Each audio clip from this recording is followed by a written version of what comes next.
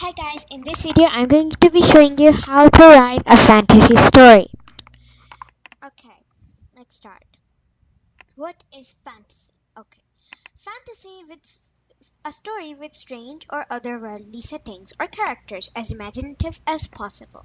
Fantasy novel is any book that contains unrealistic settings, magic, often set in a medieval universe or possibly involving mythical beings or supernatural forms as a primary element of the plot, theme, or setting. So this basically tells us that a fantasy is completely imagined and it can have, well, the things that are not actually real, like unicorns, mermaids, fairies, or talking animals, like Harry Potter, Dark Diaries. Well, it is made up and imagined. Alice in Wonderland, Diary of a Wimpy Cat, and Dark Diaries. Well, they're pretty much the same in the genre. And Pinocchio. Now, features of fantasy. The setting of fantasy is made up or imagined, usually containing twists or developments. The story is better enjoyed when it is as descriptive about itself as possible. So, like for example, when they mean twists and developments, meaning that they were expecting something else to happen, and they turn the tale around in a really exciting way, and sometimes make it the opposite of what we are expecting to happen, or just something else. And the story is better enjoyed when everything is described to its limit, or sometimes even above limits. Okay, really it depends on you about how much descriptive you make it and how many twists or developments you added it. But there is one, like, you could say, yeah, you have to have a twist or development, and you have to in the least give a brief description about what your story is, or about the things in your story. Okay, now 5 essential elements of a fantasy story. 1. A magic system. In short, a magic system refers to things that occur or exist in your story that do not or cannot exist in the real world. Elements of sorcery, witchcraft and enchantment, fantastical creatures, and the supernatural, advanced abilities or powers. Basically, anything with no basis in real world evidence or logic can be considered magic. So, meaning that you should have, it's essential to have something in your fantasy story that is magical. Okay? Now, 2. A well-developed setting. In fantasy writing, this process is often referred to world building. J.R.R. Tolkien is often viewed as the original master world builder. The depth and detail with which he has created the world of Middle-earth is unparalleled. Everything from language to societal customs to history and lore is explored throughout The Hobbit, The Lord of the Rings, and supplementary texts such as the Silmarillion. Here are a few things to consider when starting the process of developing your setting. What does it look, sound, and smell like? Consider things like landscape, climate, man-made structures, and people's experiences. This is what I mean by descriptive. Now, what are its people like? Are there distinct groups or classes? How does society operate? Who holds the power in your world? Where do characters fit into the world?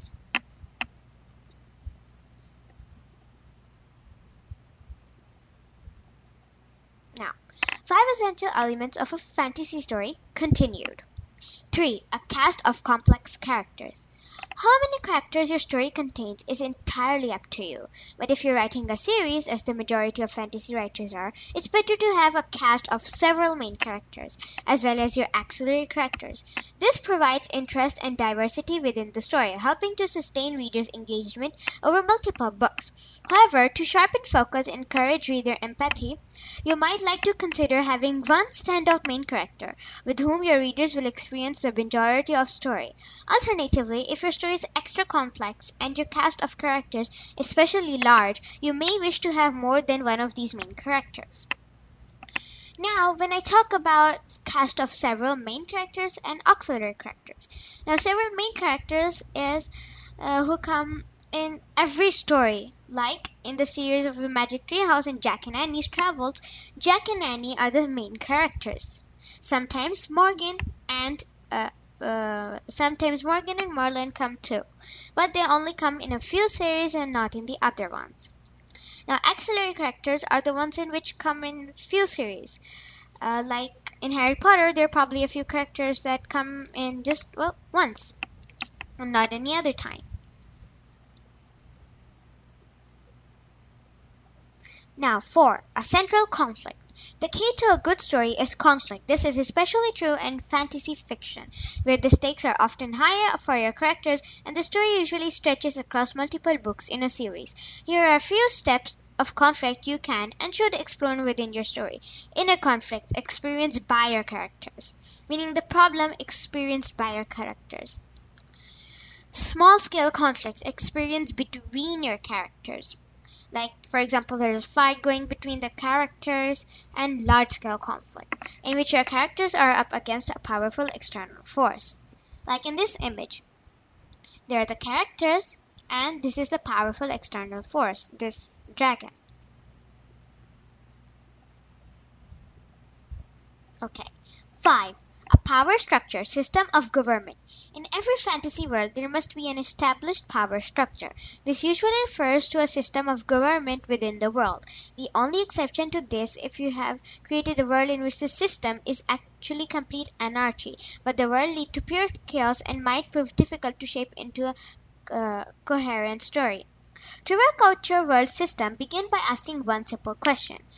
Who holds the power within this world? It might begin with a single ruler, such as a king or queen. In a monarchical government, it might be a high council of magical people. It might be a religious entity. Whatever you choose, it's vital to decide who holds the most power in your world, working your way down to create a power structure or hierarchy, and deciding where your characters fit into the mix. This is a key part of world building, as it gives structure to your fictional society. It can also be used to raise the stakes for your characters and create plenty of all-important conflict. So all of this just basically tells one thing. You should know who holds the power in your world, and like because of that they made these type of rules, and yeah, it sort of makes the structure for the story, and you just complete the structure. Like you might have seen, when people are building, they give this iron bars, and then they put bricks around them. The iron bar is your structure, and what you're going to write and give detail in the story is the finishing of the building, the bricks, cement, paint, and everything. What is a short or descriptive story? Okay. When you write a description story, it's best to go to these following questions. What it sounds like, smells like, feels like, looks like. Sometimes if you need it to, you can give the examples. And what it tastes like. Well, tastes like is only for food. Smells like is also not that important. But you'll know where and when you need to describe the thing according to these questions. 7-point short story structure. A character is in a situation with a problem. They try to solve the problem but fail, making it worse. They make a final attempt which may succeed or fail. The consequence is not as expected. Okay, sometimes you can skip the 5 and 6 steps, but the story is usually better when you add them. Now, character types. Usually, a few human beings are surrounded by prototype people or para people who represent transformations of basic human traits. Wizards, witches, elves and fairies, gnomes, dwarves and goblins, trolls, sprites, angels and devils, etc.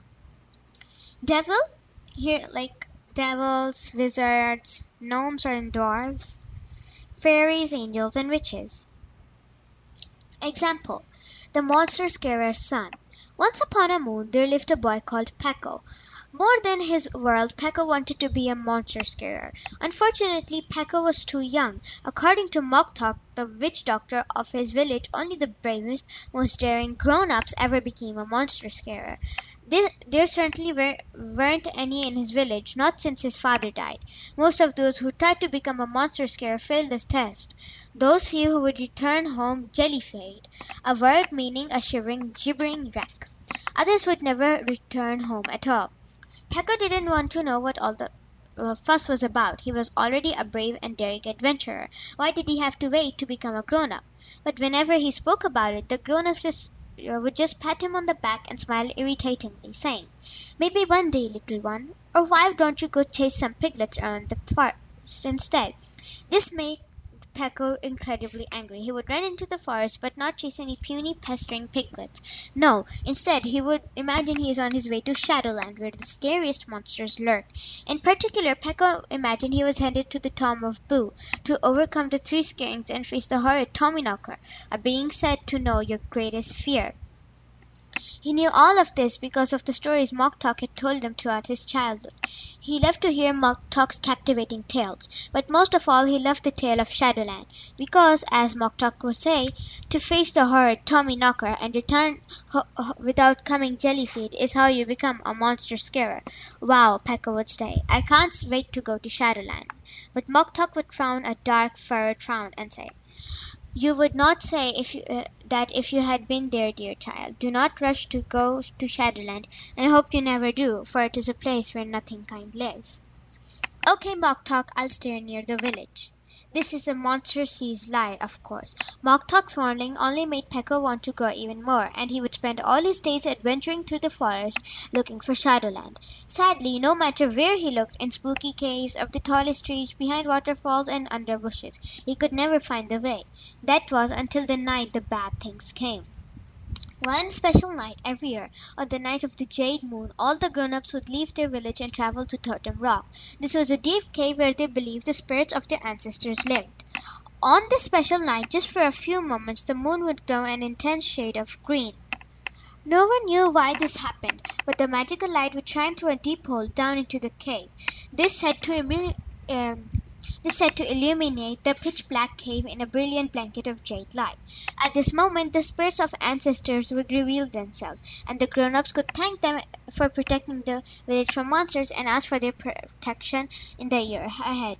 Sadly, something went wrong this year, the year when the bad things came. Pekka never saw them. He could feel them scuttling and scurrying through the forest, and when the screams echoed in the night air, he knew something was wrong. All the children huddled together with the elderly folk by the village fire. Eventually, some of the grown-ups returned, but they were shivering and wobbling, with eyes as grey as ash. They had been jellified. Tonight is the night, said Moktok, placing a comforting arm around Pekko's shoulder. You mean the night, replied Pekko. Yes, the night you journey to Shadowland. Example continued. But I'm too young. No, you're the oldest child here, and the elders are too weak. Tonight, you become a monster scarer. Pekko's stomach swished like a sea storm. All his life he waited for this moment, but now it had come. He felt terrified. Okay, he said, gulping. How do I get there? Just as the jade-colored moon returned to its usual white, Pekka arrived at Totem Rock. Moktok had said that this place, as well as being a holy place for the villagers, was also the gateway to Shadowland. He fumbled his way into the darkness, further and further, until he reached the place where the moonlight shone in the gap in the ceiling. This was the exact place where Moktok had directed him. Pekka couldn't believe what he was about to do, but he trusted in Moktok, so he reached into his pocket and took out the item bestowed upon him by the witch doctor, the Blade of Blackness. The blade's face was a perfect black mirror, reflecting Pekko's face in a way which seemed to show his very soul. It was quite astonishing, and strangely the moonlight seemed to bend around the blade, as if terrified of its mysterious power. This made Pekko tremble. Be calm, Moktok said. Let your mind clear and the blade will open the way. Pekka reached into the moonlight, and although he felt frightened, he let Moktok's word watch over his mind like a calming breeze. All of a sudden, he felt an irresistible force pull his hand forward and gently downwards. Strangely, it felt like pushing a knife into a watermelon. Then, as quickly as it had arrived, the force disappeared. but what remained was the hole. Darker than the cave itself, the hole hung there like an open pocket. Peko gasped. He had cut a way into Shadowland, and so, one foot after another, he slipped his way in. Here the air swayed and rolled across his skin. The smell of burning ash crept into his nostrils. There was an odd-looking object all around. Maybe they were plants, possibly buildings, but they were too dark to see properly, and besides, they were too rippled waved like liquid. Behind him, the pocket zipped up shut. It was just this moment Peko decided he didn't want to visit Shadowland after all. Maybe he would return back. All he had to do was to make another hole in the air. Peko reached out for the blade, felt its cool handle on his skin. He began to unsheath it, but hesitated, shook his hand, and put it back. A deep sigh escaped him, the first of the three scaring pounds.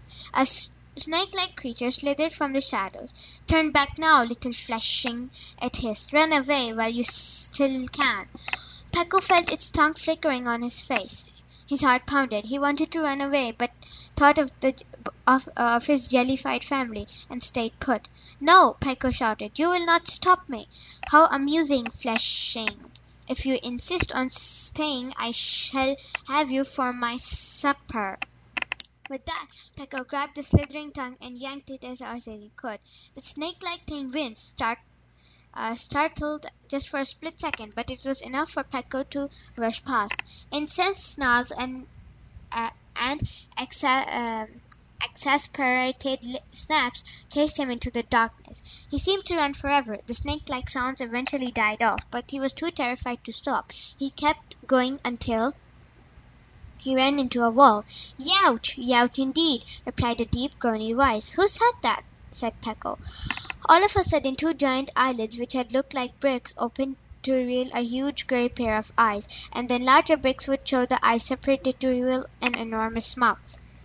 Peko nearly screamed, but as he did, the eyes in the wall glinted hungrily, but he stopped himself just before the sound could escape his lips. He must not be scared, he reminded himself. He must not become jellified like the villagers. "I need to get past," he said. "Please, will you help me find my way?" "Childling," said the face in the wall, "there is no way around my wall, or under or over it. I go on forever, you see, but I must get through. There has to be a way." "No, there is no way. Your journey is hopeless, poor childling. You look so tired. Why don't you stay here and take a nap? I'll watch after you or over you. You can trust me." Peko did feel exhausted. Maybe he would just have a little sleep. The face in the wall held his gaze in a strange way, a calming, soft way, and Peko felt intensely relaxed. He watched transfixed as its great stony eyelids shut slowly together. He felt his own eyelids become heavy pillows. He was slipping into a dark and deadly slumber, when from the shadows came the slithering sound of the snake-like beast. This startled Peko. "Close your eyes, childling. No harm will come to you. I promise." The face in the wall yawned an enormous yawn. Peko found it irresistible. He began to yawn as well. He nearly slipped into sleep, but the slithering sound was close now. He had to resist. Just as his eyelids touched together, the face in the wall yawned once more. Maybe Peko was dreaming, maybe not, but he glimpsed a light deep inside the huge stony mouth, and as the familiar flickering tongue had darted across his neck, Peko made the bravest, craziest choice of his life. He jumped into the face in the wall's mouth. Peko landed inside a dark tunnel. A quick glance back reassured him the face in the wall and the snake-like thing being had gone. However, the blackness which now occupied the space where he had been held an evil inkiness of its own. He couldn't quite explain it, but he could feel it watching him like a spider waiting to pounce. Best to go forwards then. The tunnel was illuminated by candles hung every 10 steps or so. In the distance ahead of him, Peko heard a high-pitched cackle. A terrible sound it was, but he knew he had to face the last of the 3 scarings. As he headed further into the tunnel, the cackles became louder and louder. The closer he came, the more terrified he felt, and he wanted to run away. All of a sudden, a chill wind blew behind him. As he turned, he saw a candle blow out, and then another and another. The darkness wanted to devour him. The fourth candle snuffed out. Three more and the darkness would envelop him. So he sprinted headlong toward the howling laughter. Whoosh! Whoosh! Whoosh! Closer and closer blew the wind, chilling the back of his neck, each gust extinguishing another candle. The faster he ran, the louder the cackling and more hysterical the sound ahead. Peko wished for nothing more than to turn the other way. Surely it would be better to give in, let the darkness take him. Example continued. But no, that was not what it wanted. He would stop and it would swallow him whole, and all of this would have been for nothing, and his tribe would be forever jellified. He would not let this happen. He had to be brave, so he sprinted as hard as he could. Three more candles, horrible howls, two more, creeping crackles, one, silence. As the precise moment the final candle blew out, the laughing stopped. The terrible wind abated, and Peko was left alone in the dark once more. Thankfully, as he passed the he was at the last pass of the three skerins, but his heart still thwomp-a-domped, because he knew he had to face the horrid Tommy Knocker.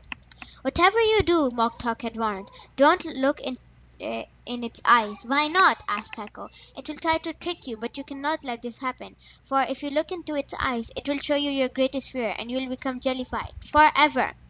"How will I defeat it then?" "You must show it its own greatest fear, before it can show yours." "How will I do that?"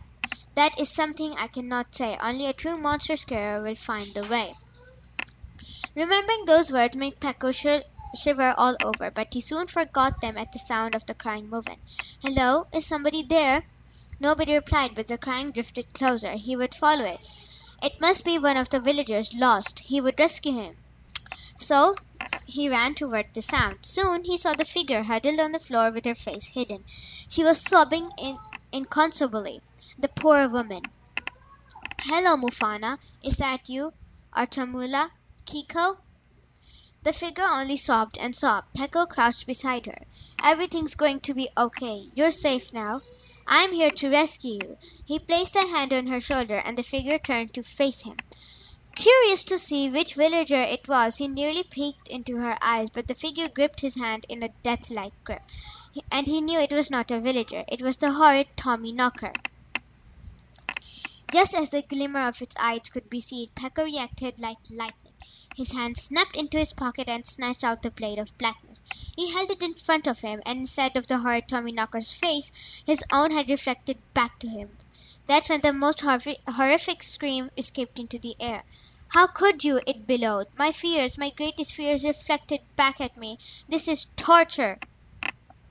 It grasped at his wrist, trying to shake the blade free, but Peko held on as if. No, because his life and the lives of everyone who he loved depended on it. The beast screamed and wailed and howled and yelled, until eventually it vanished into nothingness, and its ragged clothes dropped to the floor. It worked! The horrid Tommy Knocker's greatest fear was its own soul. Peko trembled as if he'd been swimming in lake in winter. But he had finally won. He was now a monster scarer. As Peko stepped through the hole into the air, into the cave below Totem Rock, Shadowland zipped shut behind him. This time he did not hesitate, not for a second. With his new powers he raced through the forest, chasing all the monsters and scaring them away with their own reflections, and soon there were no more. With the help of the other children from the village, Peko rounded up the jellified grown-ups and returned them safely home. It took Moktok a whole evening and all of his witch doctor powers to heal them, but one by one the grown-ups returned to full health. His village was soon back to its old self, except that now, of course, it had a monster scare to protect it as well. A week later, once everything had returned to normal and Peko had thought everyone had forgotten that had happened, a surprise party was thrown in his honor. "To the monster scarer!" they all shouted, as they threw him into the air and caught him, only to throw him up again. It was the greatest day of his life. He only wished his father could have been there too. But as he looked into the stars, he saw the spirit of his father, the greatest monster scarer the village had ever known, smiling proudly upon him. Okay. Now, we are going to start to learn how to write our own story. It needs in the least 5 main parts. Okay, I'm going to tell you now the structure. Okay, in the stage 1, which is introduction, what happens, what is written about in introduction. In introduction, it usually introduces the main character, setting up the story. Example, in 1988, a young girl lived in London. Her name was Mary, and so on. Problem. Other characters are introduced. Something starts to happen, or the main character has to do something risky. Suddenly, from the corner, she noticed a cloth. It disappeared around the corner, and so on. Climax, conflict. Reaches to its peak. It is usually or unusually, the most exciting part of the story. Some people might not find it exciting. That's why I said sometimes unusually. Rapunzel was trapped in the cave. She started to tell her friend about her magical glowing hair. And on. Resolution. The problem starts to get solved. Moana crossed the border to Te and so on. Conclusion. The loose ends tie up and the story reaches a happy or sad ending. It depends on the story. Elsa and Anna finally reunited and Elsa unfroze the kingdom. You can also try to help yourself writing a story and remember all of the steps by drawing a story mountain. It should look like this.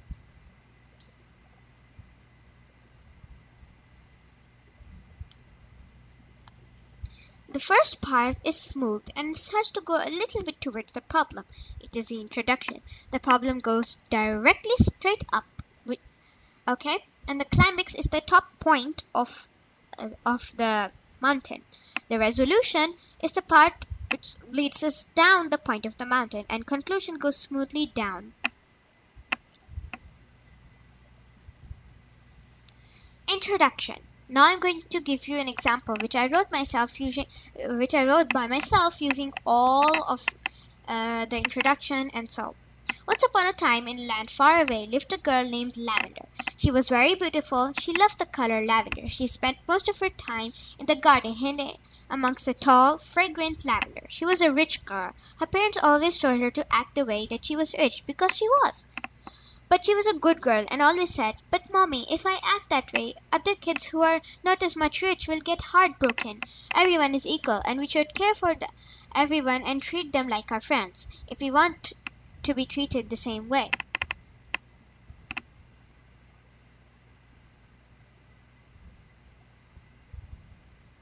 Problem. One fine day, while sitting amongst the flowers, she felt something on her arm. It was a little fairy. "Excuse me, I'm sorry. My name's Rose. Are you Lavender?" the little fairy squeaked. "That's okay. I like your name, and yes, I am Lavender. Do you need my help?" Lavender replied in her smooth, cheerful voice.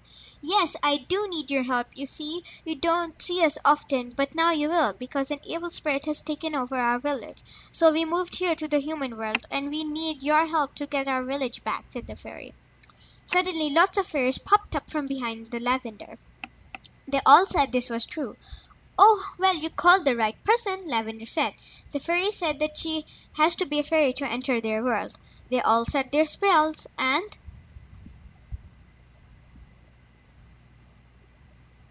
climax. They all said their spells, and Lavender was a fairy standing in the fairies' village. There was nothing there except a flower. Everything else looked as if it had wilted. Suddenly the flower turned black and wilted.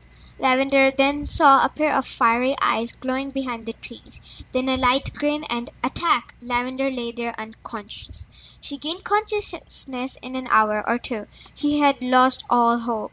She saw a light and started walking towards it. The light suddenly caged around her and she got sucked in. A fairy was crying. She questioned the fairy why she was crying. She said, "You lost hope, and now I am dying. Because I'm a hope fairy, and there's one for every human, and you're losing yours. Please, gain hope, or I'll die," she sobbed. Lavender quickly thought of the homeless fairies, which gave her hope, and her hope fairy was saved. Her hope fairy said that to make the spirit, she had to overflow herself with hope, which was the enemy of the spirit. But overflowing with hope was no easy job. overflowing with hope, had to make lots of new hope fairies, which would defeat the spirit. Resolution. Lavender was taken out of the light. She ran through the forest near the village looking for the famous hope flower. When she found it, she quickly took its seeds and planted them, gathered all her hope, and blew at the seeds. The seeds became flowers. She did the same everywhere until the spirit was off the ground. She saw thousands of fairies. All of them were hope fairies. "Good job! Now to despair the sky," said her hope fairy. Lavender got an idea. She gathered her hope and blew it in the air. She asked the fairies to turn it into liquid and turn it into clouds. The clouds rose in the sky, dispersing it. The fairies' village was safe. Conclusion. Lavender returned to the human world. Rose and the other fairies thanked her. They said she could ask them for help or visit them any time. They gave her a bracelet which would turn her into a fairy. Now, as you might have noticed, that this story was, well, shorter than the Monster Scares Sun story. Well, because this is how you can write a short story. And as you might have seen how much I described Lavender in the beginning. That is the description. Subscribe, share, like, comment, and hit the bell. Guys, I hope you now know how you can write your own fantasy story. Thank you for watching, and please subscribe my channel. Bye.